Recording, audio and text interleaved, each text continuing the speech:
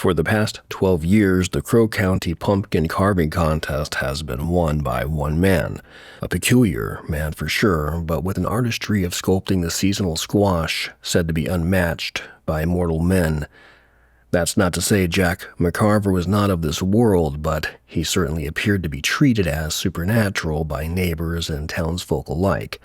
A spookish conjecture speculated about for years to come. Aside from his carvings, Jack Ichabod McCarver was a strange-looking fellow in his own right, a circular head with the features of a ferret cramped into the center of his face, a set of gray eyes impossible of ever acknowledging each other due to the drift of his left one. A detectable odor of fermented pumpkin permeated his skin, made no wonder of why he was a bachelor. He lived alone. He didn't speak much. His dress was not untypical for the region, jean overalls over a long t-shirt. He balanced a wide-brimmed farmer's hat over straight black hair and work boots laced to the ankles.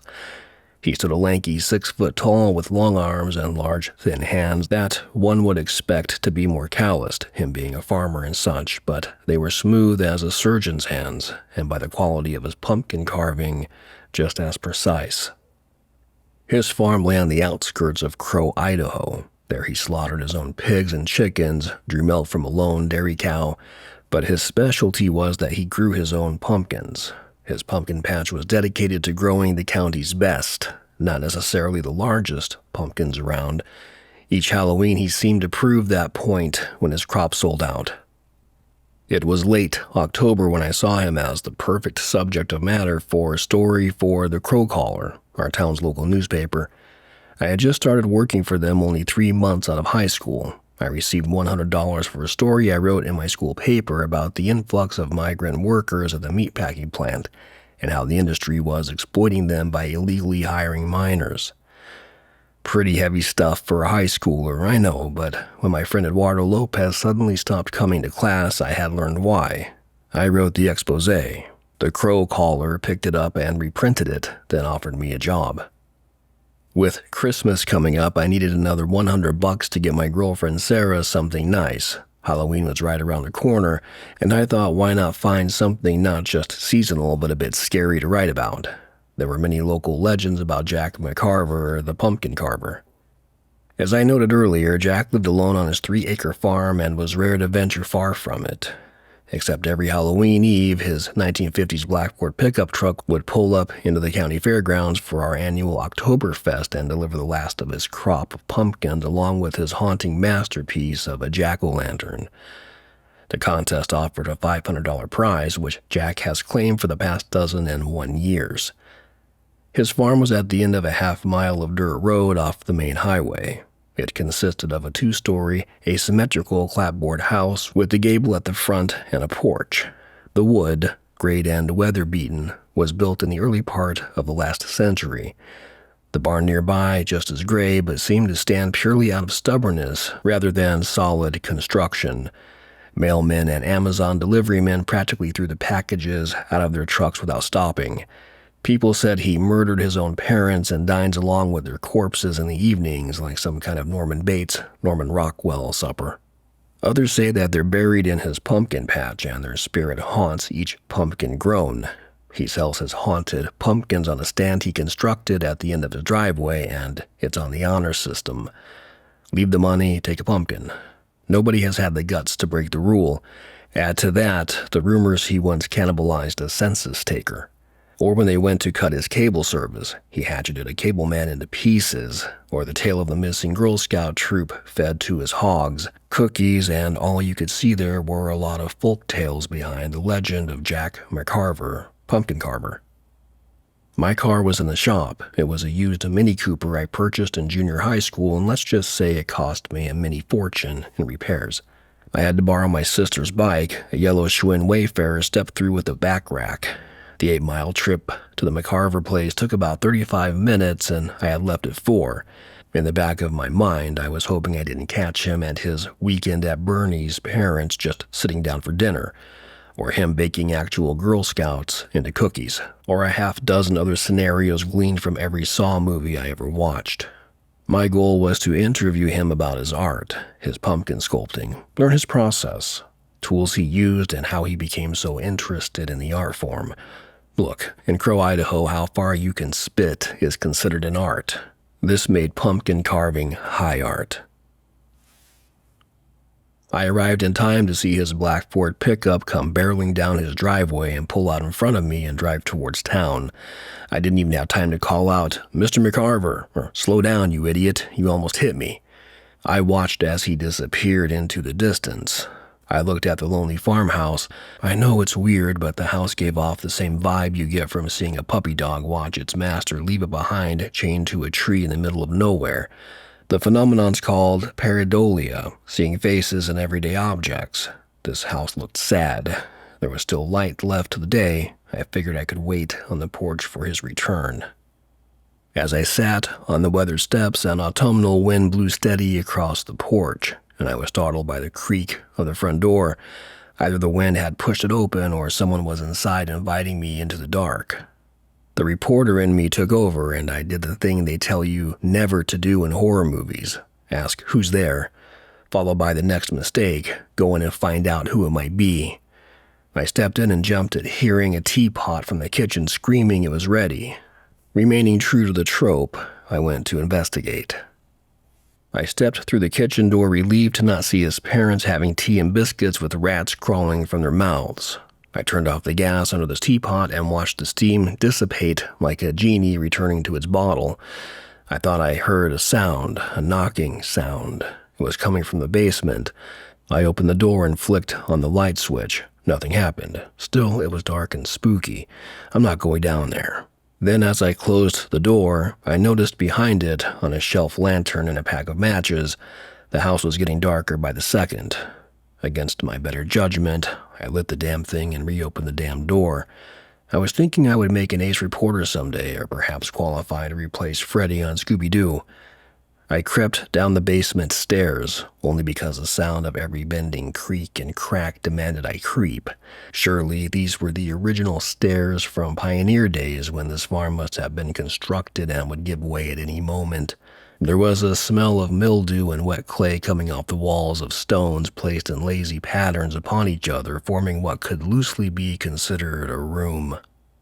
Along the ceiling, heavy wood beam rafters strained to keep the rest of the house from collapsing in. Wooden shelves of dust and cobwebs held an assortment of pottery, glassware, mason jars of varying sizes, paint cans, oil cans, and miscellaneous items from decades ago.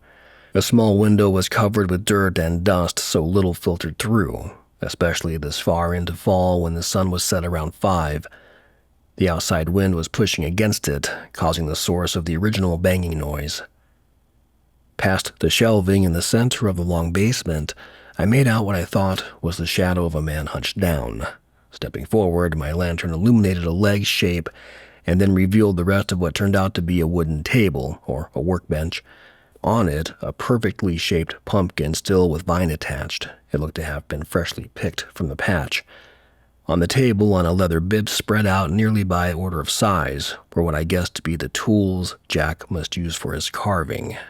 There were metal sculpting loops, steel loops the size of a thumbnail attached to a wooden handle, an X-Acto knife, a putty knife, a drywall saw with what looked like prehistoric teeth, a large spoon with serrated edges, kind of like a spork. Set apart and just above on the leather bib, a fillet knife with a wood handle and intricate runes carved into it. It looked sharp enough to cut you just by looking at it. I held up my lantern to a shock I will never forget. The bleak light from my lamp fell upon wooden shelves of about a dozen mason jars lined up in 2 rows. Each jar contained a liquid I guessed was formaldehyde. Floating in the liquid of each one was a severed head. Each head, eyes opened, mouth agape, features contorted. I stumbled back and almost fell into a cistern I hadn't noticed. I caught myself on the edge and turned to look down into the black abyss. Holding up my lantern, it revealed to be about 6 feet deep. Any water once in there was gone, now replaced by bones, glowing yellow-white by my light. Rib cages and hip bones and femurs and fibulas piled a foot high in a heap, some in various states of decomposition. I looked back at the macabre pantry of beheaded people and realized at that moment what Jack McCarver's secret of success was. Those winning entries he submitted each year in the jack-o'-lantern carving contest were not pumpkin carvings as you and I have come to know them. These were the death masks of his victims, carved with the same blade Jack used to carve up his victims. A fillet knife of exquisite sharpness in the precise hands of a madman and his tools.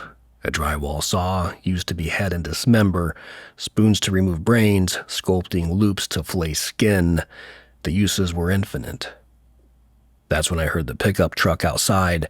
At least that was my guess. It certainly wasn't an Uber driver come to pick me up. I put the wick out on the lantern and placed it on the shelf, trying to hide it behind one of the grisly mason jars staring back at me. The room was now virtually pitch black, and I needed to hide. I felt my way around the table over to the cistern. I climbed over the edge and lowered myself into the pile of death, decay, and bone. Then I remembered my sister's bike, and I realized I was screwed.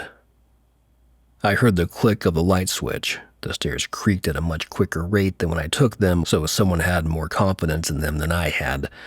I tried not to breathe. Maybe he'll check the rest of the house and I can make a break for it while he was upstairs. No such luck. The room lit bright, the new light even reaching into the pit. I pressed against the side of the cistern, still in darkness. I peeked to see a light bulb swinging from a ceiling wire socket. Did he just leave the farm to buy a light bulb? No, that's crazy. Jack McCarver spoke to me. "You can come out now, young man." The voice was frog-throated, and it sounded as if it was dragged across sandpaper. I was ready to piss myself. I did not answer. "Or I can drag you out." His response to my silence. I stuttered. I'm coming out." No sense in getting physical at this stage of our meeting. I stood crunching the bone marrow beneath my feet. I was able to jump and pull myself up, claw over the rim of the cistern with a thrusting scramble from my feet, roll onto the floor, landing behind him. I stood, shaking, aware that I was cold and sweating at the same time. I heard the sound I'll never forget, stainless steel piercing pumpkin. In this environment, it was truly an unnerving sound. McCarver continued, his back to me. "Do you hear that sound? Cold steel stabbing into this pumpkin? Listen as I slice its flesh to remove the top so I can spoon out the insides, gutting it into a hollow shell that will become my canvas." He stopped speaking so I could hear. There was a sucking sound as he pulled off the top. He spoke again. "Did you know stabbing a human has a very similar sound and feel to it?" I watched as McCarver removed the pumpkin's insides with a spoon, scraping and shoveling a pile of pumpkin guts onto his workbench. "It's that moment when I stab them when my models realize I intend to get their very souls from them. That's when I capture the expression needed to bring my sculpture to life." He turned to me holding up an unlit candle. "The most important factor is the light." McCarver lit the candle. "You control the light by the depth of your carving. Remove less here and more there, and you create dimension, shading, and shape to the art."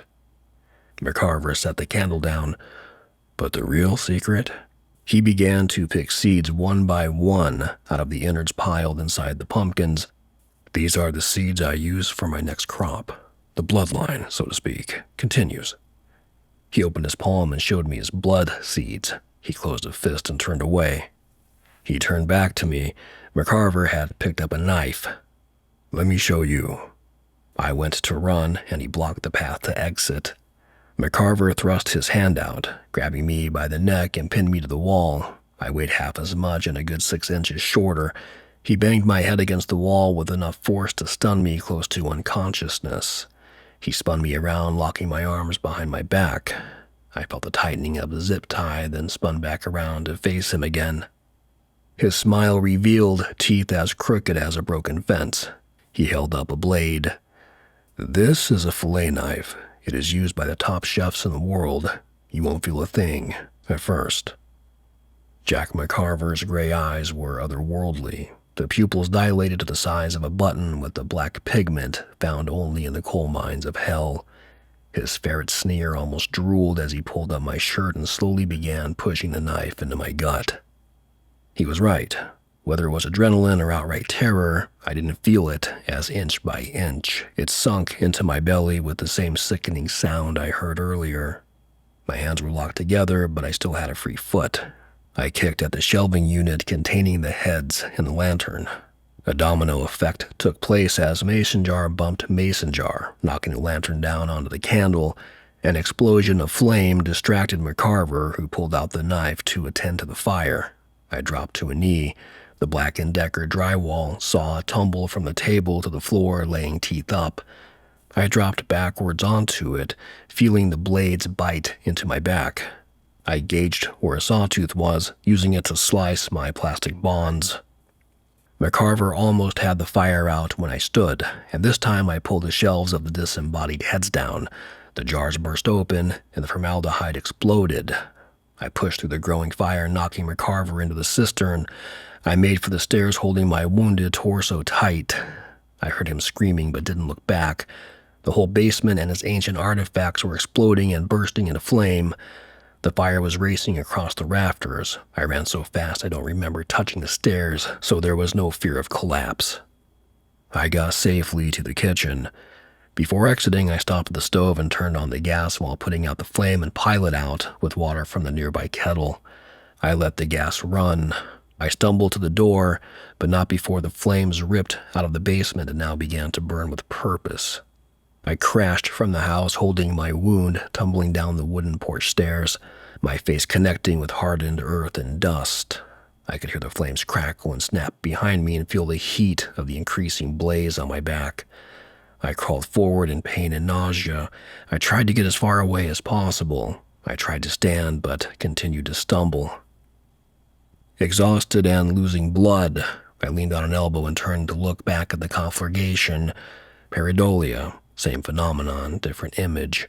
The burning house took on the same orange glow of a jack-o'-lantern, the collapsing porch railings resembling McCarver's own teeth.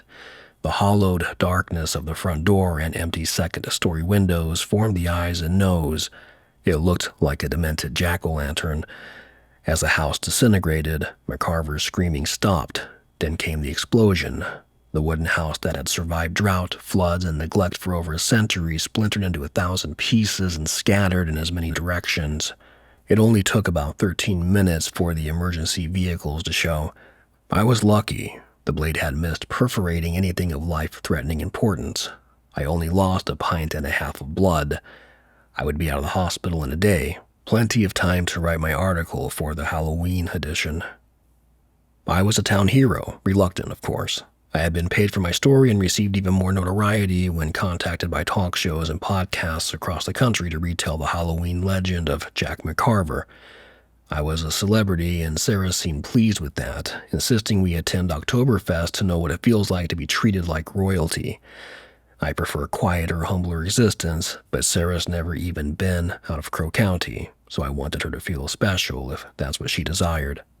Besides, with the ghost of Jack McCarver's evil doings behind us, the quiet hamlet of Crow, Idaho could return to the normalcy of beer-drinking, pie-eating contests, and wearing lederhosen in October. I stopped to get Sarah a candy apple. I reached in my pocket for cash. I felt something strange. What I pulled out nearly stopped my heart. I had to get over to the pumpkin carving contest. I ran through the crowd, pulling Sarah after me. We arrived at the display. I froze in place.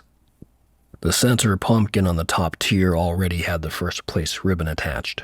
The image, carved so intricately, backlit with the amber glow of hot embers, detailed to perfection on the orb shape, with translucent highlights, was a face I can never get out of my mind. It was my face. The face I must have had as Jack McCarver penetrated my abdomen with his fillet knife and held it there, waiting for me to realize I was about to die. A face twisting in fear, contorting in question and bewilderment. Despite the fact I fought back and survived, I knew he got from me what he wanted, and now was taking first prize for a 14th year. The entry was submitted by a Jim Smith, who never claimed the prize. Only I figured out that Jim could be an acronym for Jack Ichabod McCarver. The Halloween legend lives on because of 3 things I knew to be true. Jack McCarver's body was never found. The blade that did the bulk of his artistry is still missing, and despite finding them only moments ago, I have no idea how 13 pumpkin seeds ended up in my pocket.